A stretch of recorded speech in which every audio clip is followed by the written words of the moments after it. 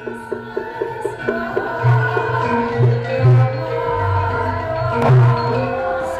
ta pawakan wanita. Nanging aku kudu waspada. Yen to sak wanci-wanci ana musuh sing lumebon ing Kadipaten Rajuk Wesi. Saya saka Demak Bintoro.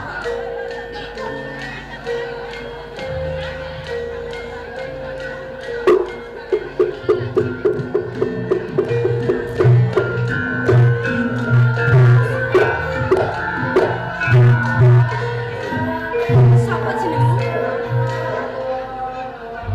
Aku Pangeran Sekar saka Demak Bintoro. Pangeran Sekar. Sulung mlebu geni kutuk marani sunduk. Apa dina iki antara Rajuk Wesi lan Demak Bintoro? Lagi wae perang gedhe. Padha wae kowe lumebone kandhane macan, kowe soroh nyawa ing pangarepanku. Satenane sapa kowe sing dadi semisal? Aku putri Panggu. Putri Panggu. Pernah apa karo Jatipur? Aku putrane Kanjeng Rama Jatipurba. Gelem ra gelem ing pawan kene kowe tak rangkit, tak sowanake ana ing ngersane Kanjeng Rama Jatipurba. Panggu. Apa?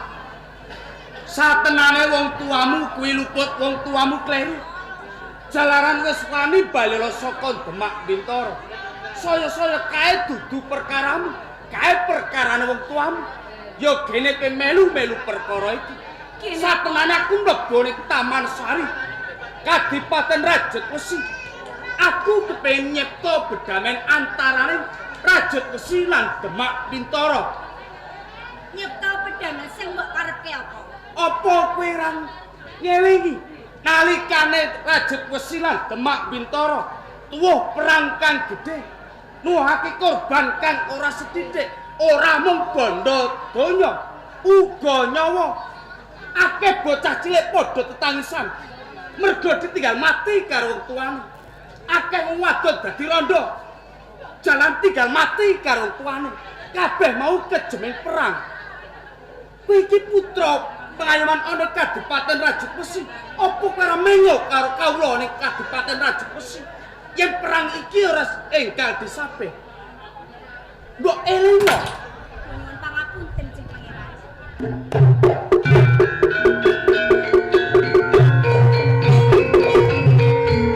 Sampun tirep kokong ati kula menawi ta ingkang lepat menika Kanjeng Rama Jatipurba. Ing mriki kula pasrah kaliyan panjenengan. Monggo panjenengan ngersakaken menapa kula badhe anglampahi Jeng Pangeran. Panggu. Ning ngarep aku mau wis kandha karepku. Tekaku ana ing Taman Sari Kadipaten Rajuk Wesi. Aku kepengin nyipta bedamen antara Rajuk Wesi lan Demak Bintoro. Mung siji dalan. Gelem kowe dadi katresnanku, Panggu. Katrehan panjenengan. Ya. Mangke rumiyin Jeng Pangeran. Panjenengan ngendikan menawi to kula kedah dados katrehan panjenengan. Menapa menika namung sarana napa estu panjenengan tresna kaliyan kula? Guna apa aku goroh karo kowe? Ning ngarep aku wis kandha aku pengen nyipta bedamen. Umpama to kelakon aku kepengin nutukake perangan antara Demak Bintoro lan Rajuk Wesi. Gampang agungku mateni karo kowe. Nanging satenane aku mlebu ning Taman Sari kene, weruh marang citramu aku ora bisa selak. Yen aku tresna karo kowe, Panggu. Nggih, menawi kados ngaten kula sagah nampi katrehan panjenengan Jeng Pangeran. Yen pancen kowe bener-bener nimbangi apa sedadi karepaning atiku, buktekke yen kowe tresna karo aku, Panggu. Panjenengan nyuwun bukti menapa Jeng Pangeran? Menawa ing mengkono dingerteni karo wong tuamu, gelem kowe bloko lan tanggung jawab perkara iki, Panggu. Kula badhe tanggung jawab sakotahipun menawi to Kanjeng Rama Jatipurba mangertosi kahanan menika Jeng Pangeran. Lan cinta jaluk gelem kowe bisa ngripuh marang penggale wong tuamu, gelem dhewe manungkul ana ing Demak Bintoro.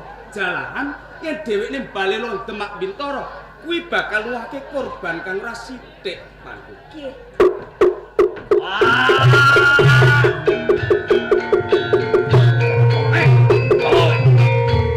Wani delajikan mapan jroning taman. Saya wani cedhak lawan calon bojoku. Diwanoku, aku Pangeran Sekar saka Kasultanan Demak Bintoro. Nek ngono kalebu mungsuh kowe. Sekar. Mongko iki dina Demak antarane Rajek Wesi padha ayun-ayunan perang. Pancen. Kowe kok wani mlebu ning Rajek Wesi, tak anggap kaya dening kutuk marani sunduk. Sulung mlebu ngene. Satenane sapa sing dadi jeneng? Aku Raden Saleh, calon garwane Ratu Panggung. Raden Saleh calon bojone Bener, Ratu Panggung. Raden Saleh. Nih, Satenane tekaku ning Kadipaten Rajek Wesi. Aku kepengin nyapih perangan antara Rajek Wesi lan Demak Bintoro. Aja dibacuke jalaran. Kadipaten Rajek Wesi mung sepiro teban dibandingke karo Kasultanan Demak Bintoro, negara sing gedhe. Ora bakal menang musuh karo Demak Bintoro. sugih kendel Bondowani. Hei Sekar, iki dina kowe tak anggap musuh. Mula kanthi kuwi kowe bak cekel tak rangke tak sowanke nang ngersani. Kena yang bisa nyekel karo Pangeran Sekar.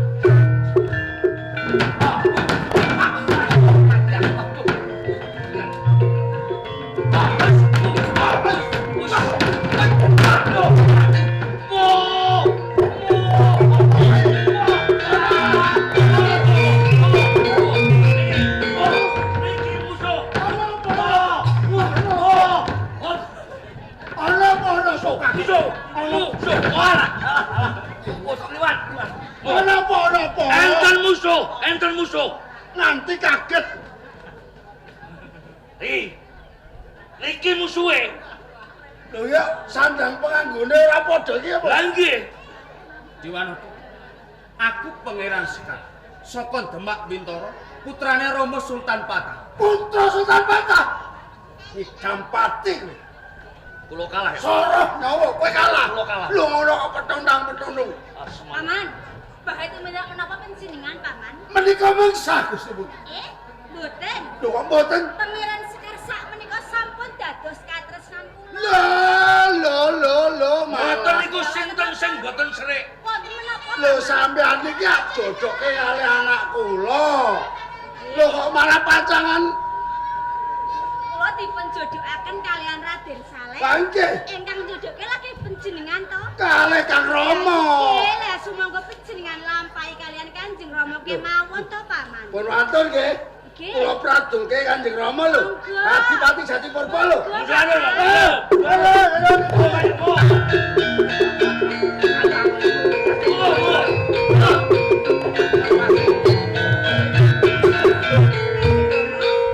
Agung, Nggih, Rama. sapa kuwi?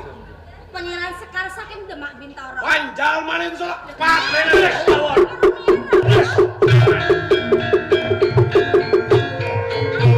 Kalian sira tempatangke kawan Saleh. Lah, Iki dina wis bakal dadi manten. Umalake ngeboke lanangan iki karepmu piye? Badhe panjenengan pejahi ta, Rama? Yo. Ampun dipun pejahi, Kok bisa Rama. kaya ngono? Prayoginipun dipun lebetaken wonten ing pakunjaran.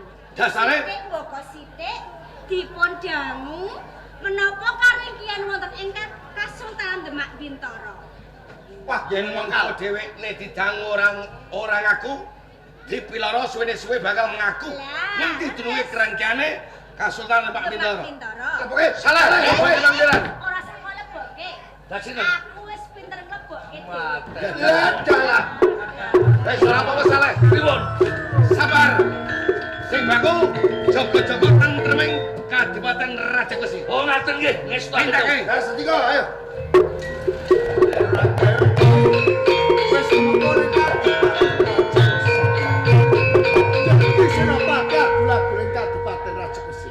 Aku Senopati Sekarajek Wesi. Ilah dalah jebul namung senopati wadon sing ngadepi karo aku. Kanggo ngadepi wong Demak Bintoro, cukup Senopati wadon sing maju.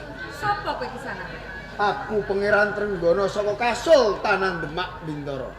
Apa kowe kalebu Senopati saka Demak Bintoro? Pancen bener. Oh, jenengmu sapa mau? Pangeran Trenggono. Pangeran Trenggono. Jebul iki to Senopati saka Demak Bintoro. Lagi ngerti po? Ya, wis kene wae. Piye? Wis Yen tak mikir. pikir-pikir, perang iki ana bathine. Isine mung rugi lan rugi. Akeh kawula kena senjata sing tanpa netra. Akeh korbane bocah cilik kelangan bapake mergo Wis saiki aku yang ngadepi karo panjenengan. Waduh. Aku rumangsa kalah sadurunge perang. Ora usah perang-perangan. Perang kanggo apa? Terus karepmu kepiye? Senopati Rajek Wesi lan Senopati Demak Bintoro dadi siji. Bebojoan. Sik rada ketemu ning nalar iki. Cak, lah timbangane perang ora enak bojo to? Perang engko nganti paten pinaten. Jata jinotos, Wah, isine wong rugi lan rugi. Sik aku gelem dadi bojomu ning ya ana pitukone. Apa pitukune Pitingin Trenggono? Mergo sedulurku kadangku iki kaukum ana ing Kadipaten Rajek Wesi. Pengiran Sekar. Yen kowe bisa ngluwari bandane Kang Masku, Pangeran Sekar, aku kagum dadi bojomu. Tenan kan tak ugemi janjimu. Nak wujudi Trenggono. Jajal. Silah.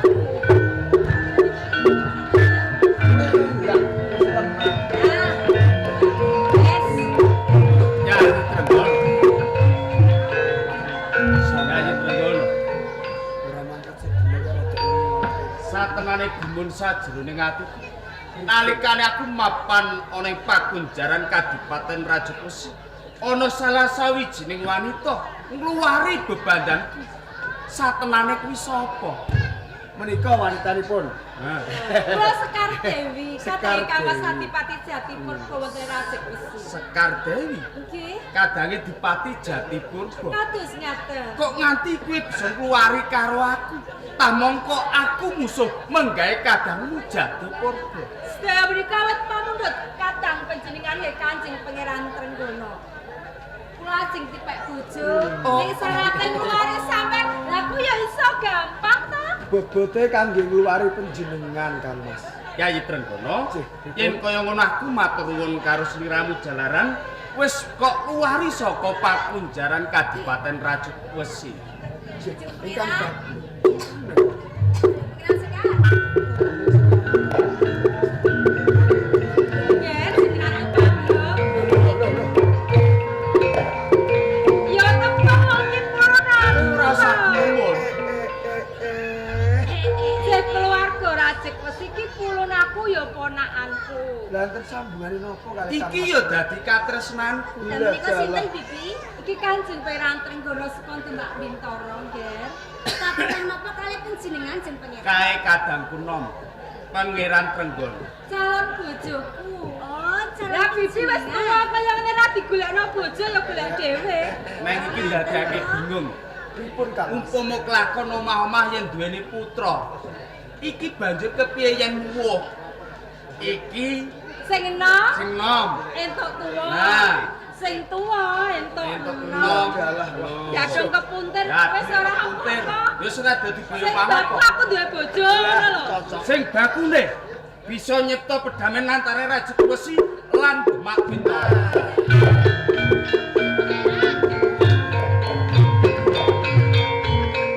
Dian iki gak mlayu. Diparani wong ayune kaya ngene gak mlayu lho ya. Sampeyan tak bungkuk. Kaya bagus-bagus kok. Jenengan iki supe to? Ora iki mau lamat-lamat. Tangane urung resmi lho. Kok ayune ngene sinten menika pangeran? Katresnanku. Aduh. Lha niku sinten? Itu lagi calon bojone lho. Pripun to jenengan iki? Pancen resikone wong bagus. Iya ngene. Ketoprak sore-sore resikone. Lha niki kula nagih janjine jenengan lho jenengan. Ya janji karo aku barang lho ya Karo sendang. janjine. Kok nganti kowe semusul satengahing alas kene arep nopo?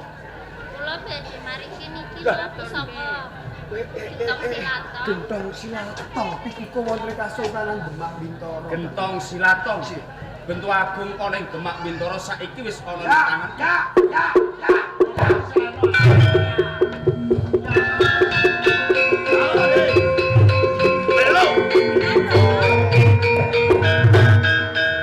Yerusalem. Sopo iki anakku kok lali aku? Ratu Panggung. Panggung. Loh, kowe. Nggih Heru. Kang Mas. Heru nika. Kula ketok jago. Sekar Dewi. Dalam. Kowe iki karepmu piye kowe iki? Lah kula niki wis tuwa ora digolekno bojo ya golek-golek dhewe. Tur meneh kowe iki piye to panggung?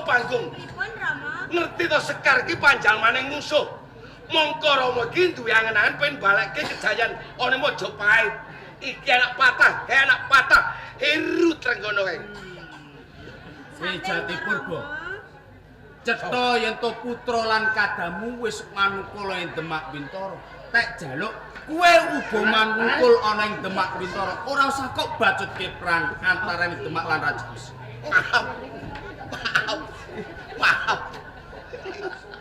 Maaf pripun? Sampai lagi pripun kok? Sampai lho. Maaf, Lo karo musuh kok maaf. lho. Maaf, aku mau manungkul. Maaf. Ya kok. Cetane kowe ra gelem manungkul sono Demak Bintara. Maaf, aku tetep ora manungkul. Ayo. Yen kowe bacot, kowe mesti cilok. Maaf.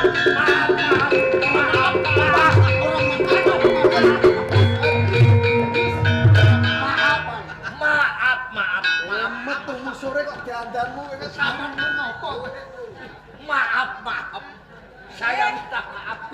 Maaf. Wah, mana Mas ini? Kowe jaluk mati saiki. Maaf, kula mun dipejai atuh maka. Kowe jaluk urip. Kula njaluk urip. Yen kowe jaluk urip cetane kowe bakal manungkul ana ing Demak Bintara. Nggih, kula manut. Bakal tak wujuti. Kowe ora bakal tak pateni, nanging kowe dadi abdi kinasihku. Saestu. Iya. Matur nuwun. Jeneng Raden Saleh dibuang. Sing adoh. Iki dina kowe bakal tak wening tenger Rangga Mataun. Ronggo mata. Matur nuwun. Pusaka kagungan ana ing Demak Bintara. Menika leres. Gentong silatong wis bali ning tanganku. Nggih. Ayo bareng-bareng swanana ngarsaning Kanjeng Rama Sultan Patah yen to bentuah gentong silatong wis bali ana ing Demak Bintara. Ngaten. Sakunduripun gentong silatong wonten Kasultanan Demak Bintara mugia Kasultanan Demak Bintara saged ayem tentrem. Ayem tentrem ing Demak Bintara lumeber dumateng Bapak ingkang kagungan kersa. Amin. Kita sagodrah saking pagelaran Bakti Kuncoro. Amin. Namung saged ngaturaken sinawunging samudana sasadana Amin. manis. Sedaya kaluputan kapendemo ing bumining Amin. Pamapura anuwuhna waing karahayu. Amin. Rahayu Bakti Kuncoro, rahayu Bapak ingkang kagungan kersa. Rahayu. Nuwun para pamirsa pagelaran Bakti Kuncoro sampun paripurna. Sugeng kondur, sugeng aso, sugeng tanggih.